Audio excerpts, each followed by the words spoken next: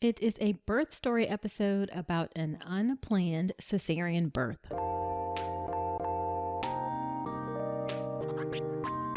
Welcome to the All About Pregnancy and Birth podcast. I'm your host, Dr. Nicole Calloway Rankins, a board-certified OBGYN physician, certified integrative health coach, and creator of the Birth Preparation Course, an online childbirth education class that will leave you feeling knowledgeable, prepared, confident, and empowered going into your birth. Quick note, this podcast is for educational purposes only, and it's not a substitute for medical advice. See the full disclaimer at ncrcoaching.com/disclaimer. Hello, and welcome to another episode of the podcast. Thanks for being here. Well, today we have a birth story episode, and I like these episodes because they give me a glimpse into birth experiences in a way that I haven't had before.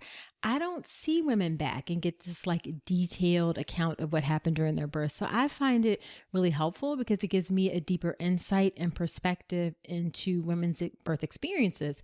And I hope you also find them helpful for a similar reason, that you get to see lots of different ways that women can give birth. So today on the podcast, I have Brandi Mowles. Brandi is a wife, mom, and CEO of Brandi & Co. She helps online female entrepreneurs grow their tribe, grow their email list, and increase sales through Facebook ads and sales funnels.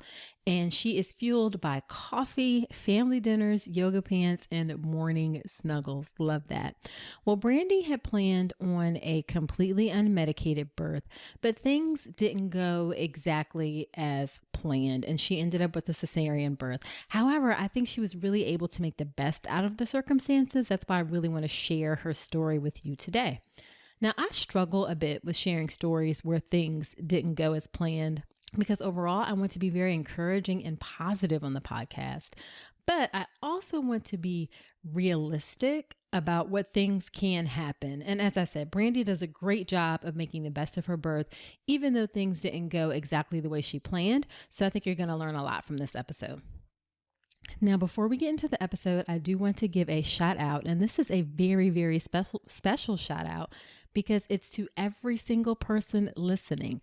It is because of you that last week, the All About Pregnancy and Birth podcast crossed 10,000 downloads. Yes, 10,000 downloads. And I am so thankful and grateful for your support. I really, really appreciate it. And I look forward to the next 10,000 and the next 10,000 after that. Now, I asked on Instagram and my Instagram stories for suggestions about podcast topics, and I got some great suggestions for things to cover on future episodes. And I'm probably going to be doing some tweaking to the format of the podcast in order to be able to cover more topics. So stay tuned for that and see how that unfolds. Now, one of the ways that I support this podcast, really the primary way, is through women enrolling in my online childbirth education class, the Birth Preparation Course. So you need childbirth education. That's the best way for you to get prepared for birth and for you to know your options and have the birth experience you want. So if you're looking for childbirth education and you're looking for a great option, definitely check out the Birth Preparation Course. It's all online. It's a fantastic course. Women who go through it love it. So it's ncrcoaching.com/birth-course. And I will link that in the show notes. So for sure, check that out. Okay, so without further ado, let's get into the episode with Brandi. Hey, Brandi, thank you so much for agreeing to come onto the podcast and share your birth story. Thank you for having me. Yeah, so why don't we start off by having you tell us just a little bit about you and your family? Sure, of course. So I have my own business, and then my husband is a chef. And that comes in handy. Yeah, you would think. And so we were living in Florida when I got pregnant, and all of our family was in Virginia. And now we're back in Virginia, and we have a little 14-month-old. And so just living the mom life. Awesome. So why don't we start off by having you tell us sort of what was your prenatal care like? And we'll get to what type of birth you had and all that kind of stuff. But I think in order to understand what the birth experience was like, we got to talk a little bit about your prenatal care. So did you have a physician or a midwife, and how did you feel about the care you received? Yeah, that's a great question. So as soon as I got pregnant, like I said, we were in Florida, and so we went to a birthing center, but it was a certified birthing center, and I Okay. don't think there's a ton of those. I know that was the only one in the state of Florida. So I had midwives, Okay. and it was great. I loved it. And Okay. then at Do you mind, 20, sorry, telling me like sort of what went into your thought process about deciding whether or not you wanted to go to a birth center or a midwife or a physician? Did you know that off the bat? Kind of what was your thinking behind that? yeah, so I think it was just one of those things where I've never really loved hospitals. I don't think Me anyone neither. loves them, but Exactly.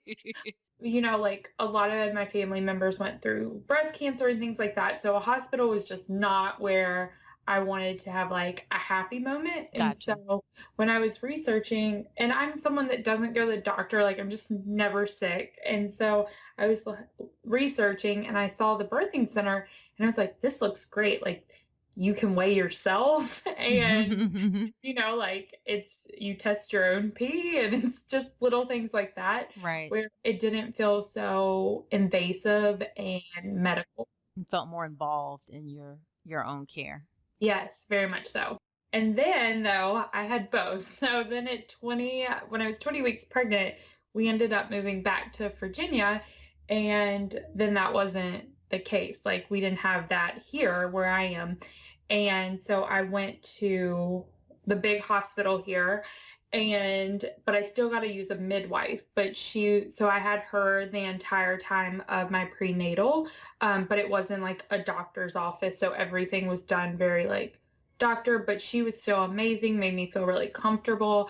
And then we had Riley in the hospital. So I had like both. Okay. Okay. So you started in Florida, had that's a huge transition to move in the middle of your pregnancy. Yes. How stressful was that? Well, the thing is, it was actually more stressful being in Florida because what happened is when we were doing the nursery, we found out that we moved a piece of furniture and our apartment, the roof had been leaking. So we had mold growing in Oh what my used to be our gosh. nursery. So then, of course, my mom was like, this is a sign you're supposed to be at home. And so and it was going to be like this big ordeal. So we actually just opted to move home. My husband was very lucky and found a job very quickly and had to move home before I did. Okay. And so I have a great support system. So the move wasn't that stressful. It was more of like, oh, but now where do I go to the doctor? Gotcha. Yeah. That can definitely be stressful. It's hard too when you have gone like halfway through is not a bad point to try and find a new physician, but certainly or care provider. But the longer you go, the more challenging it can be. So well, good that you got in and you got settled. So you saw your midwife all the way up until the end. Yes. So she was allowed to be my midwife through the whole thing. She just wasn't allowed to be at the hospital. Interesting. So she only did prenatal care, but she didn't do deliveries. Right. And they suggest that I was supposed to rotate the doctors through because you never know who you're going to get. It's just who's on call at that time. Mm-hmm. And for me, I didn't really care who was there in that moment. I just really loved her for all the hard stuff. Like she knew me, she knew it wasn't like I was switching doctors each time and they were like looking at a chart. She Right. like knew me and I liked that about it. Gotcha. So it was comfortable for you that you had this same person and it was okay that you knew going into it that she wasn't going to be there for your birth. Yes, and how the hospital works here is like there's three doctors' offices and they're all connected. So even if I was rotating between the doctors at mine, it doesn't mean I would have even had one of those doctors in delivery. Gotcha. So you had plenty of time to prepare mentally for all of Right. that. Yeah. Okay. So what did you do to get ready for your birth? What did you do to prepare? So I'm a very control freak and I like to be prepared. So everyone told me you don't need one of those birthing classes. And I was like, yes, we do. So Right. we took a 6-week birthing class at our hospital. It Okay. was more focused on unmedicated births, but then of course it went into C-sections and things like that too. So you were fully informed. And it was the best decision that we could have ever made. And so now when people ask, like, what's your biggest advice? I'm like, take a birthing class. Gotcha. Okay.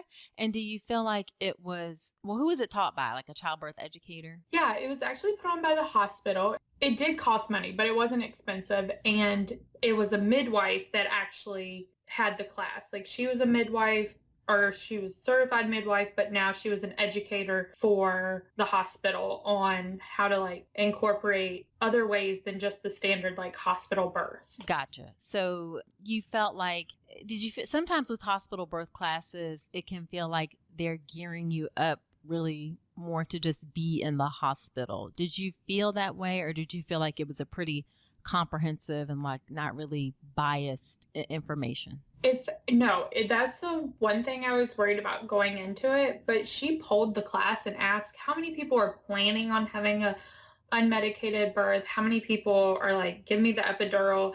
And it was about half and half, but the class it laid out the facts, but we went through and used balls. Like she taught us a ton of techniques. And if anything, it was more biased toward having an unmedicated birth. But then she did an amazing job of like saying, if you have to have an epidural, it's okay. Like, right.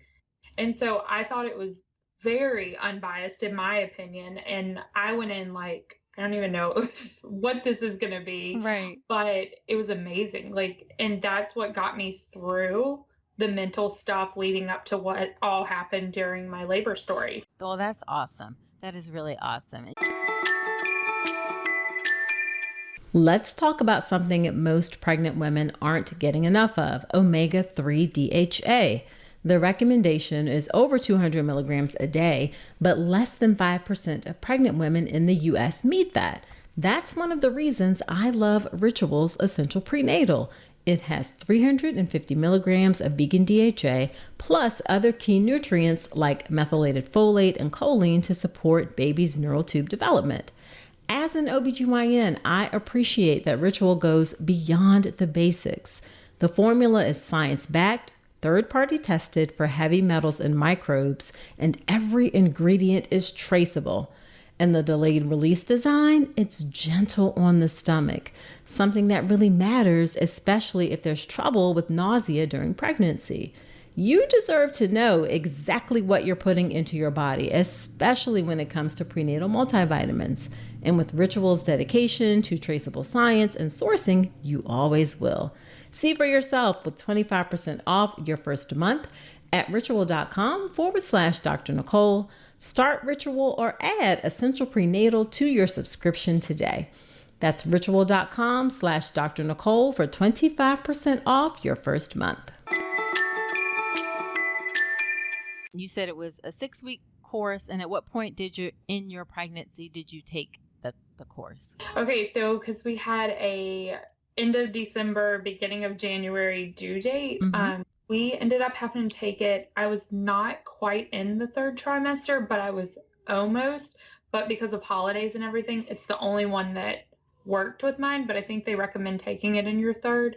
Okay. So I think I was in like the very last week when it started of my second trimester, but mostly in the third trimester. Okay, gotcha. So did you do anything else? Any books or anything, or the class was I hear you laughing. So yes, I read every book under the sun, and then I did that for my pregnancy. And now as a mom, after doing that, I'm like, never again. I'm not reading any books. But I think the class was really good. Not only was it a date night, I mean, that was one of the greatest things. It was 6 weeks of us really getting to connect, my husband and I, on a different level, and it helped us both work through some fears that we had. But it was very, very comprehensive, to the point where it gave us all the tools that you needed to get through an unmedicated birth, but then it gave us workbooks and things to get through if you had to go through, like, or if you chose to have an epidural or a C-section or anything. So it was pretty comprehensive. And even though I was reading books, I don't feel like I needed those when it came to the actual birth. Now, having a baby, I know nothing. Before I had my daughter, I had never babysat. I had never did any kind of childcare. So I was kind of I didn't know what to expect. So I did take a class it was just a one night 2-hour class on just like basic Mm-hmm. baby care. So like how to change a diaper, Right. how to swaddle. Right. And that one I think was so ridiculous. But for me, I needed that to show me like, oh, You can okay, do it. like this Yeah. is not hard. Right. Yeah. So I don't like that's not one I recommend to people who have been around children. But for me, like I needed that to calm my nerves. Gotcha. And you mentioned you had some fears kind of going into it. Do you remember what some of those fears were? I think our big one was just knowing, like, I don't know. I went in thinking a hospital was going to force you to have like inducing and all this stuff. Mm-hmm. So, and that was part of my fears because I watched some Netflix documentaries, read some books that I probably shouldn't have read. They were just like extremely biased. And so I think I had irrational fears going into a hospital birth. And then also I mean, it's scary. You don't know what's going to happen. Right. It's a Right. big baby coming out of, Right. So I think that was just like scary as the unknown. Gotcha. And, and I don't want to say that your fears were totally irrational. Unfortunately, there are some hospitals still that have this sort of controlling aspect of what happens instead of a collaborative relationship. So your fears in that regard were not totally unwarranted. Maybe some outlets do take it to an extreme. We're not like strapping women down and that kind of thing. But there is a little bit, we do have some work to do within the OB system about really doing a better job of supporting women during birth and working collaboratively with them. So not totally out there what you were thinking. Okay, so let's get to what happened with your birth. Yes. So do you want me to go on and just tell my story Yeah, or? sure. Go for it. Start from when you went into labor or from the very beginning. Okay, so I actually never got to go into labor on my own, which I was like excited. We had games planned and everything. And I was a week late and I was experiencing some really, really bad swelling.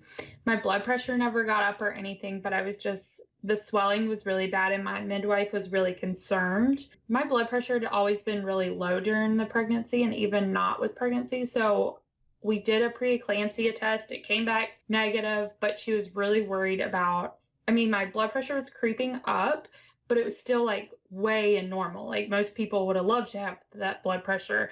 And then I was just my ankles and my feet were so swollen. So she asked me, she said, okay, I know what your plan is, but here's where we're at. She said, the preeclampsia test has come back negative, but I think you should go in to the doctor.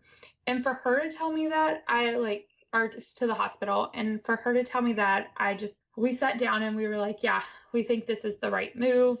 And so we ended up going in to be induced on a Thursday night. Okay. And I guess this speaks to the importance of the relationship with the provider. You knew that she wasn't going to recommend something just kind of all willy-nilly, that she was giving some thought into it and she wasn't trying to force anything. She was really recommending it, not like out of her schedule, but for your best interest. Right. And that was the thing. I mean, she wasn't even going to be there. And I think that's why I felt so comfortable too, is because she knew our goal. She wanted our goal, like the unmedicated birth and all that. And so for her to even, like, you could just see the look in her eye. And I was like, okay, we need to do this. Right. And so I trusted her and I trusted her in that. And actually when we got there, and how far along? You said you were? I was a week late. So 41 weeks. Okay. Yep. And so we got there and we got checked in. We're in the room and everything, and it's at night. And the doctor that was on call came in and said she didn't think we needed to be there. Interesting. Yeah. And so how it works is they all have to like my midwife can't just say, hey, she needs to be induced. She actually has to collaborate and show my charts and everything to other doctors before they can even suggest inducing me. Because here they don't induce until I think like 42 weeks. That is highly unusual for physicians to go that long without inducing someone's labor. It's great, but it's not usual. Yeah, the hospital here, I mean, it's incredible. They're very pro, like unmedicated and everything. They want to try to get you there, especially for first-time moms. So they had to collaborate to even say, hey, let's induce her. And so they all agreed at that one facility that, yes, she needs to go in. And then I got there and that doctor was like, no, we don't think you need to be here yet. You're not dilated at all. We think you should go home. And I was like, well, I really trust my doctor. And they said, well, it's up to you, but we don't think you should be here.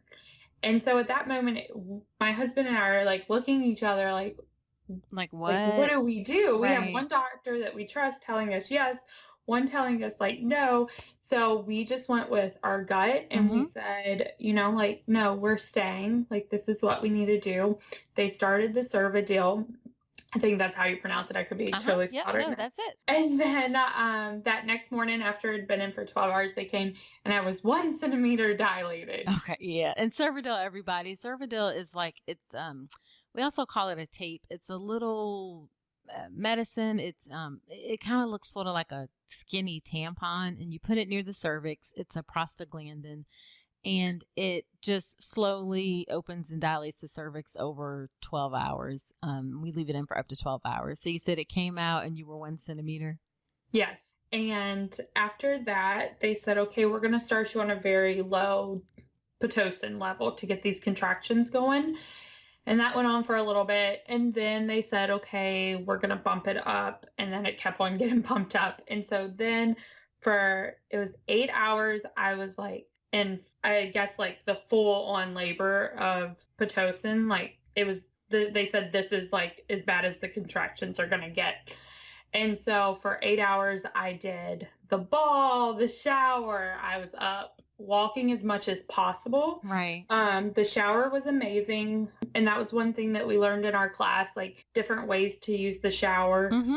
to like relieve. So it was great because my husband knew exactly what to do. They gave us our privacy, the nurses. They came in if we needed them. One of the nurses ended up coming in and showing us more techniques, and this went on for 8 to 10 hours. And they Okay. said, okay, we can't take it up anymore. Like, you just can't. So let's check you. And so they checked me. And after that time, I was at 2 centimeters. Okay. So the Cervidil came out and then Yeah. you were on Pitocin for quite some time. And during that time you felt like they didn't check you. They just kind of let you do your thing. And it was your husband who was with you? Yeah, so they were great because we told them like we still took a birth plan and gave them our birth plan. We want to experience this as much as possible. Like, even though I'm getting induced, like we still want this to be as unmedicated as possible. So they were great about just like letting us do our thing and giving us what we needed when we needed it though. That's awesome. Did you consider having a doula at all? We did, but at the time it was just not feasible. And also, they're like really hard to come by. We live in a very small town. And so we thought about it, but it was going to cost a lot of money. Gotcha. And insurance, we reached out to insurance and they just didn't cover it. Okay. So you'd been on the Pitocin 10 hours, got checked, and you said 2 to 3 centimeters? 2 centimeters. 2 centimeters. How did you feel at that moment? Oh my gosh. I remember looking at my husband and saying, I have to have an epidural because I just knew I was so exhausted. Like, there was no way that I could go through this any longer with only that little. I think if I would have been, I even told him when we were checking, as long as I'm at a 5, like, we're good. But when it was a 2, I think like everything inside of me just felt like not failing, but yeah, at that moment it probably did feel like a failure. Like, you put in all this work and then you're at a 2. Right. And so one of the things that they did talk about in the birthing class, which helped me, was sometimes women just need an epidural. And they didn't like force it, but they said sometimes your body's just so tired that like it can't progress. But I remember looking at my husband and I was like, I'm just like exhausted. Like, I've never felt so drained in my life. Right. And so I got an epidural. He was like, are you sure you told me that you were not allowed to have one? I was like, yes. Like, I know my body and I know this is right. Right. I got an epidural. It was actually amazing. I could still like move my legs. Like, when they came in and said, okay, we're going to lift your legs, I actually had a lot of control over my legs, but I couldn't like feel anything. So Gotcha. I know that's kind of different sometimes for other people that I've talked to, but for me, it was a great epidural. And in an hour time, I went from 2 centimeters to almost 7. Wow. And so at that moment, I was like, okay, that I would listen to my body. That's exactly like I was just too tired. Right. And that's what my body needed. And that's very true. Sometimes it happens that, well, first off, let me say Pitocin contractions are stronger than contractions without Pitocin. I know not a lot of doctors believe that, but I believe that Pitocin contractions are stronger. So it can be harder to manage without an epidural. And there does come a point where sometimes it just helps your body to kind of relax and go with the process of labor with the epidural. So it's great that you were able to confidently make that decision for yourself. Yeah, and it didn't come light because I did. I felt like I was giving up, but at the same time I knew there was no way I could have done that for another 10 hours. Right. So you went from 2 to 7. Yeah, and then things started looking positive. I wasn't in pain, like we're progressing. All the doctors, like their faces just changed, like they were happy to come see me. And what do you feel like their faces were like before? Well, it was like probably like a murder scene is what they looked like when they came in before. I was like I just couldn't sit still. Like you're in so much pain. You're just like, I just have to do whatever to stop this. And it doesn't really stop. And so the whole atmosphere changed. Like my husband's watching football and it was just like totally different. And then they said, okay, we have to give you a catheter now because, you gotta go. Right. And so they put in the catheter, and then about 2 hours later, my water broke, and then we're like progressing great. And then my daughter is on her umbilical cord, and so they had to put some fluids in me just so she could not be on there because her heart rate kept on dropping when I was in a certain position. Like if I was sitting up, it would drop. Gotcha. And they found she was on our umbilical cord. So they gave me some fluids, and it was actually a life-saving thing that I had the epidural because my blood pressure never went up. There was no signs of preeclampsia, nothing.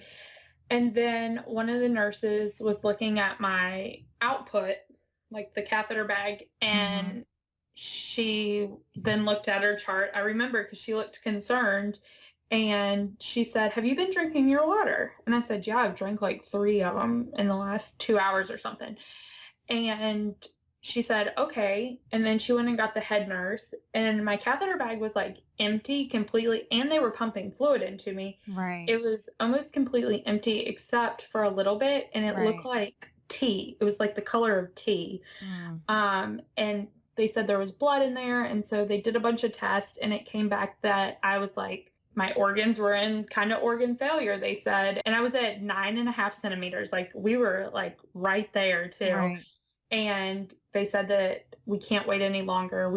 They gave me 2 hours, but they said, this isn't good. Like you're in full on preeclampsia. And the only reason they caught it was because of the catheter, because no other signs of it at all. They did a bunch of tests, and I guess whatever came back, my kidneys were shutting down in a way, and they had to rush me for an emergency C-section.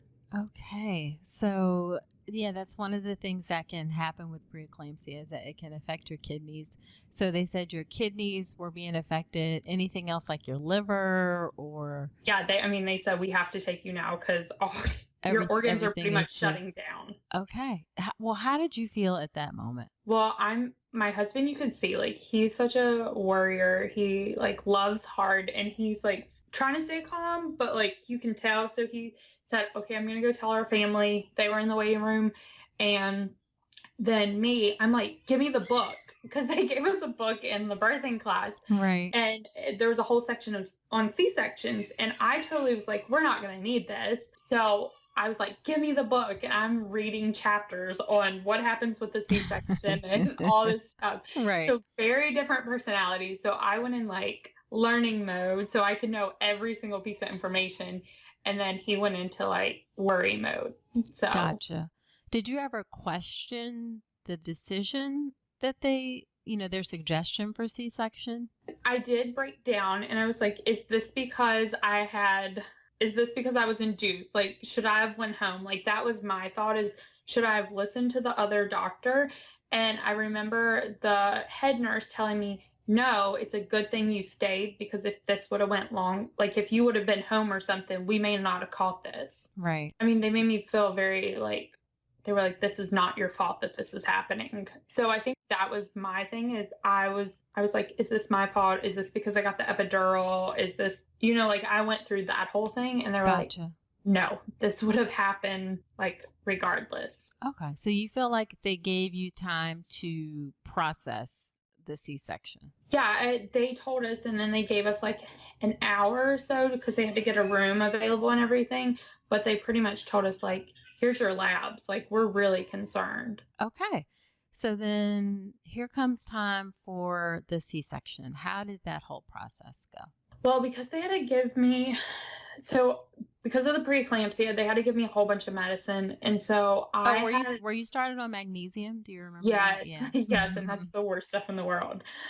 And I'm thinking it's like the stuff that helps you, like, there's those magnesium drinks that everyone drinks and stuff. So I'm thinking it's like that. No, it's a little different. Yeah. Yeah. And so Sorry, real quick for the listeners, magnesium helps prevent women with preeclampsia from developing a seizure or stroke. So it's a really important part of women that have severe preeclampsia, like what Brandi had. So you got started on the magnesium, and that makes you feel like crap. Yeah. And so I went in instant shakes. Like my body felt so cold. And so the whole C-section where you see some people on Facebook and they're like smiling afterwards, that was not my experience. I was like, my body just was so cold. I couldn't stop shivering. They were trying to put heated towels like everywhere on me. Right. I think it went pretty fast. Like I said, I was kind of out of it because of the magnesium. So, but my husband said it was a pretty fast process. And then part of my birth plan was I wanted to see the placenta.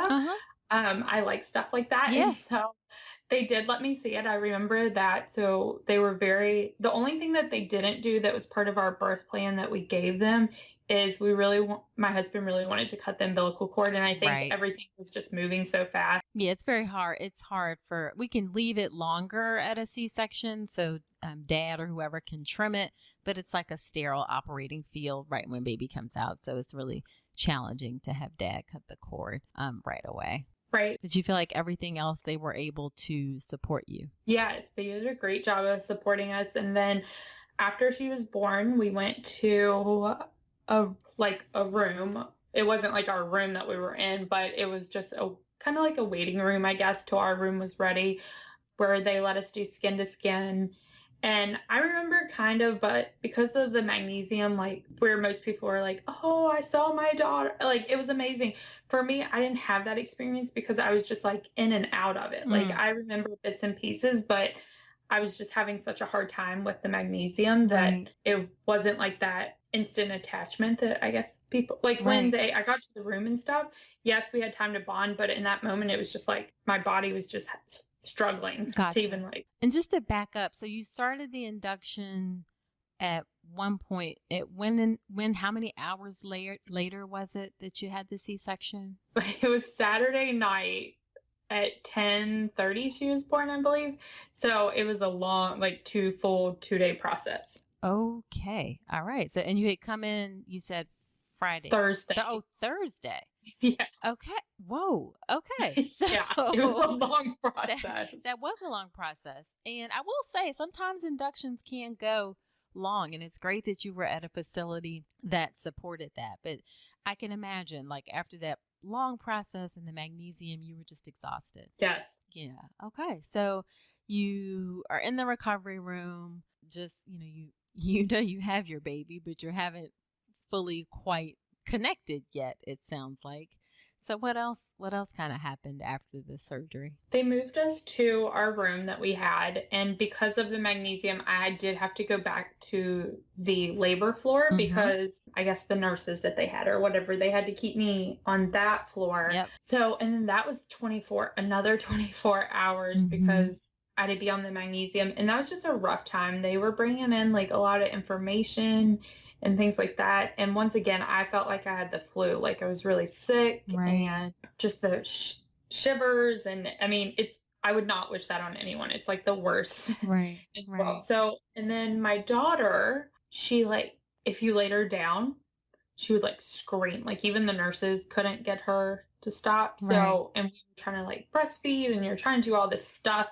and she loved it when you were holding her, but the minute you put her down, she was just not happy. So just so I could get some sleep, our hospital is the kangaroo care, so they don't like to take the baby outside of your room. Mm-hmm. But for us, they you do have the option, and so for we asked them like I just had to sleep. I mean, this was a very long process, and Yeah. so they took her, but they would have to bring her back because like I said, like they could wrap her in the warm towels, but like as soon as you laid her down, she would start crying. And so we would get like 30 minutes of sleep here and there with her being in the nursery. But so that happened. And then we had issues with her weight. So we had to stay another night. So we were actually at the hospital for a total of 6 nights. Wow. Okay. That is not at all what you were anticipating, I'm sure. No, not at all. And then, so it was just like, it's a learning curve when they give you your baby and they're like, here you go. And Right. man, what do I do Right, now? right. Well, I'm glad, baby friendly hospitals, and that's kind of a new initiative where we're supporting babies being with their moms. There's certainly some, and that's a great thing because we used to take babies away and whisk them to the nursery and all this kind of stuff. Babies should be with their moms, but we need to kind of back it up a little bit. And it sounds like the hospital where you're at was good about that and saying that, whoa, wait a minute, this mom is not quite ready to have her baby 24/7. So we need to help her care for the baby in some instances. Do you feel like you were supported in that regard? I do, but then I feel like it wasn't the hospital. I think it was just maybe it's one of those mom guilt things that Mm-hmm. every time I would ask, because it was just like it was at night, like Mm-hmm. when you're just learning, like you're not going to get much sleep, but also with all the medication. But I just felt bad asking a nurse to take my child for a few hours, Right. and I think it was just mom guilt. And I wish now, like I would have like been like, can you take her longer, actually? Because we're about to go home in a few days, and that's not Gotcha. how this works. Gotcha. Gotcha. So looking back, I wish I wouldn't have had so much like guilt about that Mm-hmm. because it's new, Yeah. and I think that that's great that they provide that. Gotcha. Gotcha. Let's be real. Pregnancy has you thinking about everything from what you eat to where you sleep. And if better sleep and a better planet are both on your list, let me put you on to Avocado Green Mattress. This Earth Month, I'm thinking about how small choices can have a huge impact. That's why I love Avocado. Their certified organic mattresses are made with non-toxic materials, built to last, and crafted in their own zero waste facility. Because quality is sustainability. The longer a mattress lasts, the less ends up in a landfill. And listen, they're not just about eco-friendly talk, they back it up. As a climate neutral certified brand and 1% for the planet member, every avocado mattress supports a healthier you and a healthier earth. So if you're ready for luxurious sleep that aligns with your values, head to avocadomattress.com today and save up to 10% on certified organic mattresses. Dream of better for you and the planet. So what are some other, and well, let me say, how was the rest of your, you finally make it home. How was your recovery from your C-section? It was difficult. It's hard when you can't even like get up quickly to get your baby. You're trying to like you got to get a pillow or finally we got me one of the like C-section bands to help with the pressure, but it was just rough. And then we were having to go to the doctor for 2 weeks every single day because of weight issues with Riley, which ended up being like it wasn't an actual weight issue. The doctors don't think it was that because of all the fluid that they had to pump into me. Her weight, she came out at like 8 pounds, which everyone was really surprised about because when Gotcha. they were like feeling and stuff, that was nowhere close to what they thought. But my doctor said, or the pediatrician said, what they're seeing now is when moms have C-sections that had as much fluid as I had, the babies are coming out kind of like holding on to some of that Yeah, fluid. they're artificially, the weight is artificially high. Right. So she went from like 8 pounds to a little under 7 pounds in 12 hours. And then it just kept on dropping a little bit. And then it steadied out over the period of 2 weeks. So they just had to keep on going back to the doctor just to make sure that like she wasn't actually losing weight. We did struggle with breastfeeding though. So once we got home, we met with a lactation coach a lot. Was that provided through your insurance, or is that something you had to pay out of pocket or through the hospital? So the hospital has a free lactation program, but then so does my doctor that I go to. Okay. They actually, one of the doctors on staff, or I guess nurse practitioner, she's actually a licensed lactation coach. So Okay. that was. And this was through your OB's office or your pediatrician's office? My pediatrician. Okay. Awesome. So we worked with them a lot. Okay. And do you feel like you were able to get that sort of settled? No, we tried everything, nipple shields, the whole shebang. Like my supply was there, and her latch was good. Like when they did like stick their finger in her mouth and all that, and they watched me, everything was working, but she just wasn't eating enough. So they called her a lazy feeder. And so we tried like where you put the tube on your nipple and then she drinks out of that with the formula, because with the weight, we had to make sure she was actually getting enough.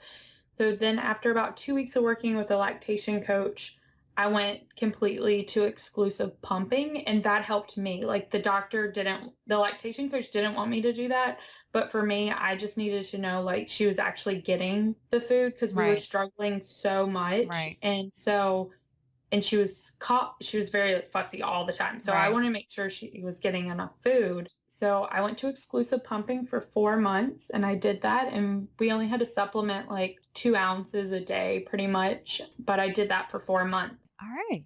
So you had quite the experience. Looking back at everything, how do you feel about it? And what are your big takeaways? So it came out. I went in knowing that because of the birthing class, we did this exercise where they gave us these cards and you put out your perfect birth plan. Like if everything went exactly what you wanted, here's what it would look like.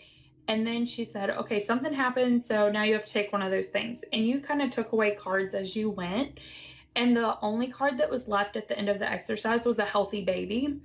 And that was a really good exercise for us to know, like, okay, here's our plan, but also like the only thing that matters is that we all come out a healthy family. And so when we were leaving the hospital, I think we were frustrated just because we were at the hospital for 6 days. And then you have a baby, and it was the coldest winter that we've had in Virginia, and so it was just like a lot.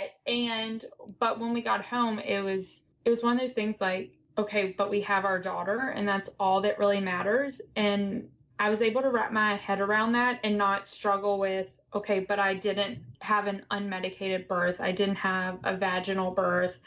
It was just like, it really doesn't matter. I have my daughter and she's healthy. And I think the first 4 months, just because of our situation with the pumping and everything, it was a lot, but now she's like the happiest baby in the world, and she's so fun and everything. And looking back on it, it's just like, all that doesn't even matter. Like we did the best we could. Right. And then looking back at it too, is I think we now in a society where we're on social media a lot, and we see a lot of what other people are doing, and we see highlight reels, and it's like, oh, and there's a lot of mom shaming in different aspects, and there's a lot of opinions on what's the right birth and all this stuff. And I think looking back on it now, it doesn't matter. Like if she has a C-section, that's fine. Like that was her plan, or that wasn't her plan, or if she wants an epidural, like now I just look at it as a whole, and like, you have a healthy baby, and that's all that matters. What does it matter how they got here, Right. And so I think that's my biggest takeaway, is that maybe on social media we don't get, and I'm on social media, that's my job, is that we don't put out quick judgments, because we don't know everyone's story and what they wanted. And honestly, it doesn't matter how they got here. Gotcha. Well, do you ever feel like you were upset, or did you feel like anybody was kind of pressuring you to say that you didn't have a right to be upset because you had this healthy baby? Or did you just because I kind of feel like I totally get what you're saying. Like in the end, every mother just wants a healthy baby and for herself to be healthy, but sometimes you're not exactly happy with the process. So even though you get to that point where you are ultimately okay. Did you ever feel upset, or was it for you like I'm good because I have my baby and Riley is here and I'm okay? I think the biggest point, I think I had my meltdown of this wasn't what I wanted Mm-hmm. when they told me they were taking me for the emergency C-section. And that's Okay. when I broke down and I was like, is this my fault? Gotcha. Is there anything I could have done different? So I Gotcha. think I had that moment right then Okay. and getting the answers that no, this was not your fault. Like you could not have prevented this. Mm-hmm. That's what I needed to know to be okay with everything that happened. Gotcha. And then everything after that. But I do have mom friends that they struggle with the things that happened during theirs. And I think I was just fortunate enough because I just like broke down right then Mm-hmm. and was Mm-hmm. able to get the answers that I needed. Gotcha. And it sounds like nobody was pressuring you to process it a certain way. Like they were supporting you and helping you process it the way that worked best for you. Yes. That's really good and really key, and something I hope that we all can do, because it can be a challenge even if you have, the birth that you think you. There's a lot that goes into processing your birth experience. So I hope that we can all kind of support whichever, and not just medical professionals, but as women, that we can support each other in processing your birth the way that works best for you. And I think, I say that it doesn't, but this birth experience probably shaped my opinion on, like, after this. Before we had Riley, I was like, maybe we'll have a second child. But then after her, I was like, no way, we're not. Like, this is the last one. So it's shaped, I guess, what I want for the future in a way that I don't normally think about, but it definitely, like, this birth experience definitely played a role and still plays a role in how I view, like, childbirth, I guess. And so, and even though the doctor said this would probably never ever happen this way ever again, Right. it's still like, but I would never want to go through that again type deal. Gotcha. And that's perfectly understandable. So are there, besides, you said the childbirth class was just to kind of wrap up, the childbirth class you said was a great thing to do. Are there any other resources that you would recommend for women as they get ready for their birth? I think the biggest thing is finding what you need, because for me, I needed that baby care class, but that's probably not something that other women need. Or I know some people go and do like the introducing your dog to baby class. Like there's all these classes that you can take or books you can read.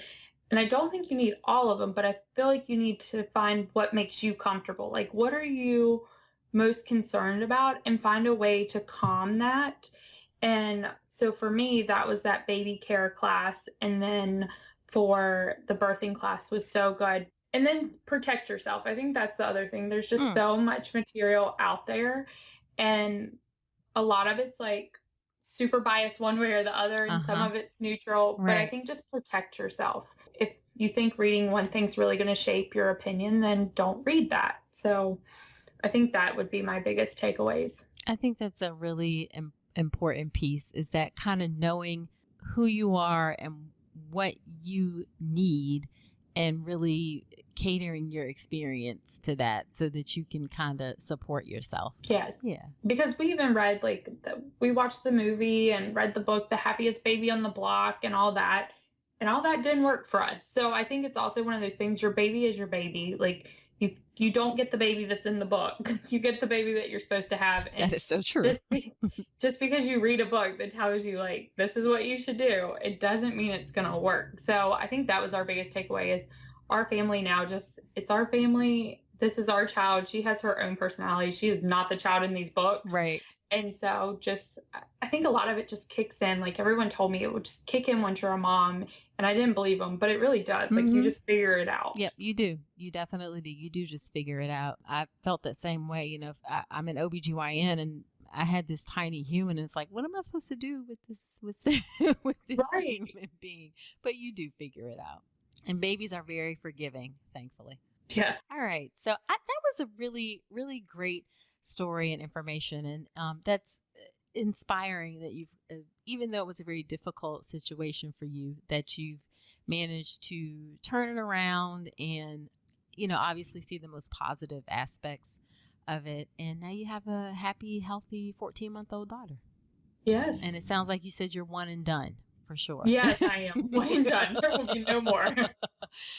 So where can women find you if they want to connect with you in other ways? The best way to connect with me is on Instagram, and it's at Brandi and Company. So BRANDI and Company. And that's the best way to connect with me. I love DMs. I connect with my people that follow me. I'm always making sure. I will share, though, that we don't share on social media a lot of our daughter, just occasionally. That's just a personal choice that was made. But I love connecting with other moms. I work with a lot of moms, and so I love. What kind of work do you do? I'm a Facebook ad strategist, so I help put all those ads on Facebook and Instagram, but I work with mostly women. So. Okay. All right. So we will link to all of that in the show notes so you can kind of check out Brandi's work in her feed. All right. So thank you so much for being here today. I really, really appreciate your time and you sharing your story. Thank you so much for having me. Okay. Take care. Bye-bye. Bye. All right, so that is it for today's episode. I hope you really enjoyed it. Now, after I have a guest on, I always go through Nicole's notes, and those are my top 3 or 4 takeaways from the episode. So here's what I got from my discussion with Brandi. Number 1, and this is a small thing that I pulled out that you may not have picked up on, but she talked about how the call at the hospital where she was giving birth was shared between 3 groups of physicians. And you may not have even met the person who was going to be there for your delivery. And I just want to bring that up because that needs to be something that you're aware of. It's increasingly common that you'll get the doctor who's on call, or you may get a hospitalist doctor like me. So just be sure you know what to expect in terms of who will be there for your delivery, and you can plan accordingly. That's one of the reasons why questions during the prenatal period is so important. You don't want to have any surprises when you get to your birth. Now, number 2, her biggest piece of advice, she said, was to take a birthing class. She said that that's what got her through. It was also a time for her and her husband to connect. So I agree with Brandi. You definitely need to do childbirth education so you can be prepared. That's how you're most likely to be able to advocate for yourself and get the things that you want. Now, there are different flavors to childbirth education, of course. There's in-person classes, and then I got to give another shout out to my own childbirth education class, the birth preparation course, which is all online. But I do want you to do some type of childbirth education for sure. All right, number 3, I fully support unmedicated birth. I'm all for it. But know that it's okay if you choose to get an epidural. There's nothing wrong with that if you change your mind. Don't beat yourself up about it. Brandi knew her body and she felt like she needed the epidural. And she's actually right. I have seen instances where women are just so exhausted that when they get an epidural, they can rest, and that rest allows the cervix to continue opening. And it's not that uncommon to quickly get dilated after the epidural. And it's not because of the epidural. It's just because the body has had some time to rest and refocus on the work of labor. Now, keep in mind, it wasn't an easy decision for her. It wasn't like she, just quickly said, this is what I'm going to do. It was a hard decision for her, but it was the right one for her. So don't feel bad that if you decide that you want an unmedicated birth and you change your mind and get an epidural, it's okay. And then the last thing that I thought was really great about Brandi is that she did a great job of taking other people's advice into account, but ultimately she trusted herself. She was very confident in her choices. She was confident in her choice to stay and get induced, even when the doctor there said she didn't need to. She was confident in her choice to get an epidural, confident in her choice to switch to pumping, even though that wasn't the recommendation necessarily of the lactation consultant. Now, again, these decisions weren't easy for her, but she ultimately trusted herself to make the best decisions for herself, taking into account the information that she had. And I hope that you all do the same things for yourself. You listen to what other people have to say, you take their advice into account, but trust yourself. Trust yourself and trust your gut, trust your instinct. Okay, so that's it for today's episode of the podcast. Be sure to subscribe to the podcast in iTunes or wherever you listen to podcasts.